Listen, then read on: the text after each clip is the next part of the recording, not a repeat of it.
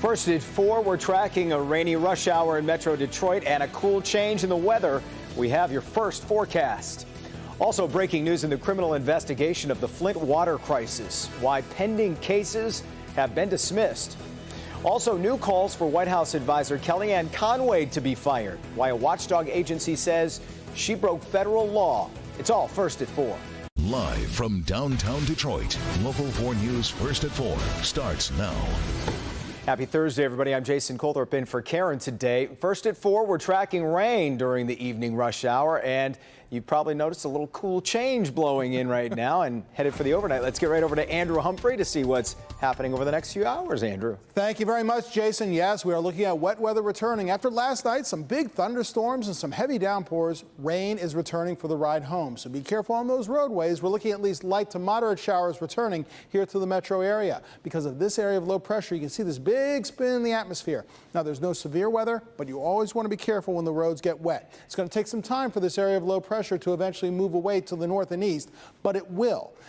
By that time, by later on tonight, that is, by midnight, that's when it's gone. So throughout the rest of the evening rush hour, it progressively gets wetter and wetter. So this will be the scene on your car windshield. Raindrops and, of course, wet roadways. You can see that here in downtown Detroit. Much cooler than average as well. We're praying for 80 degrees, but instead, it's around 60 right now.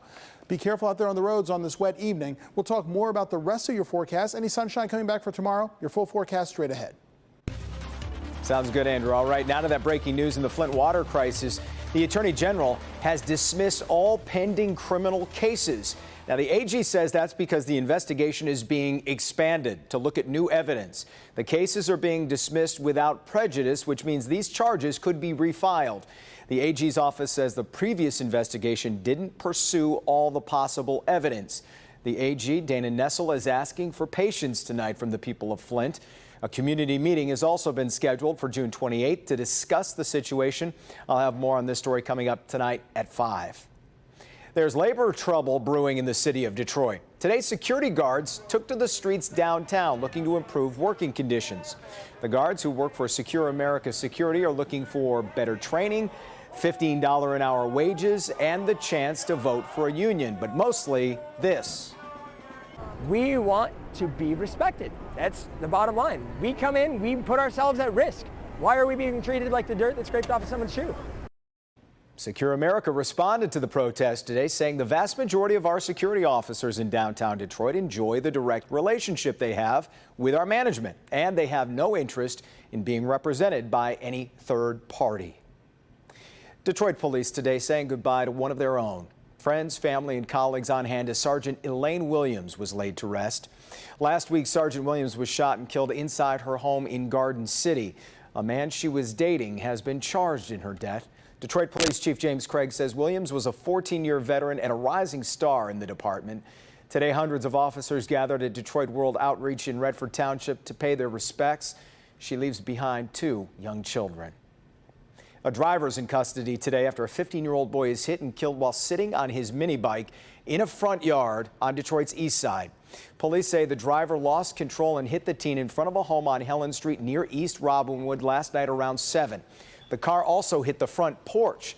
A witness says the driver was speeding and ran a stop sign before losing control. Detroit police are investigating and have not released the name of that driver just yet. New at 6, we are talking with the teenager's family and learning more about a young man gone too soon. Medical and recreational marijuana are both legal in Michigan, but every city and township can decide if it wants to opt in and allow dispensaries to do business there. Today, our Paula Tutman found Clinton Township is the latest city to say no to medical marijuana. Clinton Township is a township that sells stuff, lots of retail opportunities, lots of selling stuff, but marijuana will not be one of those things, at least not for now. Marijuana use, both medical and recreational, has been approved by the state, but it's having a hard time finding a home to be sold in many municipalities. Add Clinton Township to the Just Say No camp. In January, the township declined allowing for recreational retail marijuana dispensaries to be placed inside the township limits. It's now saying that it will no longer pursue the option for any medical marijuana sales facilities as well. I am saying no to medical marijuana dispensaries in Clinton Township. Clinton Township Supervisor Bob Cannon says he's done the research to educate himself. When I grew up in the 60s and 70s down at Wayne State University, those who smoked marijuana were the losers. So that was my impression of marijuana for a long, long time. What I found out is that people definitely need medical marijuana. I'm still against recreational marijuana, but medical marijuana is here to stay, and I saw firsthand doctors, patients, and others who desperately want this in our community. But without the support from township elected officials, he says there's no more reason to pursue the idea. There is not support on our township board. There's a lot of controversy in the community, and they'll be able to get medical marijuana in Mount Clemens, which borders Clinton Township. That said, if voters get enough petition signatures to have retail sales of recreational or medical marijuana to get it on the November ballot, that is basically the only thing that could change the current ordinances. I think if medical marijuana helps people in ways that regular medicine can, I think it should be okay. As long as it's regulated in some way. Leave it up to the voters. If that's what they want, then I think that it's happening in other places. Paula Tutman, Local 4. All right, Paula. President Trump is facing blistering criticism after new comments about his willingness to accept damaging information on political opponents from foreign countries. Here's part of what he said during an interview with ABC. There's nothing wrong with listening. If somebody called from a country, Norway, we have information on your opponent. Oh, I think I'd want to hear it. Contacts with Russia were the focus of the Mueller investigation, and even President Trump's FBI director says contact with foreign governments should be reported. The president says the FBI director is wrong. Our Devin Skillian has been tracking reaction in Washington on this. Devin? Been plenty of that today, Jason. Democrats are saying the comments are basically a call for further election interference as we move into 2020. Many Republicans struggling to defend the president as well, though he does have some support from at least one ally in the House. But first, House Speaker Nancy Pelosi not holding back. What the president said last night shows clearly, once again, over and over again, that he does not know the difference between right and wrong. And that's probably the nicest thing I can say about him. Because if he doesn't know the difference, it could explain some of his ridiculous behavior. I think the president's been very clear. The president does not want foreign governments to interfere in our elections. He's been very strong about that. He did not say he'd have a foreign government to interfere. President's comments, though, no doubt are going to fuel the thinking in some of the Democrats who've been wanting to open an impeachment inquiry, something that the House Speaker Pelosi has resisted largely so far. But the other investigations continue. Today, the House Intelligence Committee sent a subpoena to former National Security Advisor Michael Flynn and to former Trump campaign aide Rick Gates. So much more to come, and we'll have more, in fact, coming up here at 5. Jason, back to you. All right, Devin, thanks. And in fact, more on one of President Trump's allies. A federal watchdog group says White House counselor Kellyanne Conway should be fired. The U.S. Office of Special Counsel says she is a, quote, repeat offender of the Hatch Act. The Hatch Act bans certain political activities by federal employees while on the job. The agency says Conway disparaged Democratic candidates for president while serving in her official capacity, which has historically been a no-no. Conway says she has no reaction. A White House spokesperson, though, says the decision is flawed and it violates Conway's free speech. Attacks today on 2 oil tankers in the Middle East were at the hands of Iran, according to Secretary of State Mike Pompeo.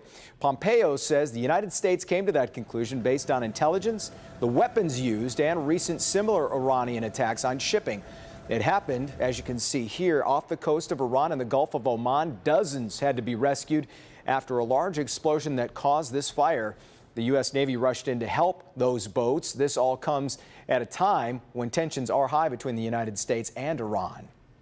The plot to shoot former baseball star David Ortiz is being called a sophisticated and coordinated hit. The suspected shooter is among 6 people now arrested for that hit at a bar in the Dominican Republic. Investigators say the group was offered $8,000 to murder the former Red Sox star, but they are refusing to release a possible motive in this. Big Papi, as he's known, is still in a Boston hospital recovering, but we're told he is getting better and has taken his first steps since the shooting. Oscar winner Cuba Gooding Jr. has turned himself into police in New York over an alleged groping incident. Police are reportedly investigating a woman's claims the Jerry Maguire actor touched her breasts at a rooftop bar in Manhattan. Right now, Gooding is only being questioned. In published reports, his attorney says he's innocent and he claims to have video to prove it. You remember the story of Amanda Knox? She was sent to prison in Italy for a murder she didn't commit. Well, up next, we'll talk about why she went back. Also, this guy locked himself in a cage with a bear. You're going to want to see what happened next.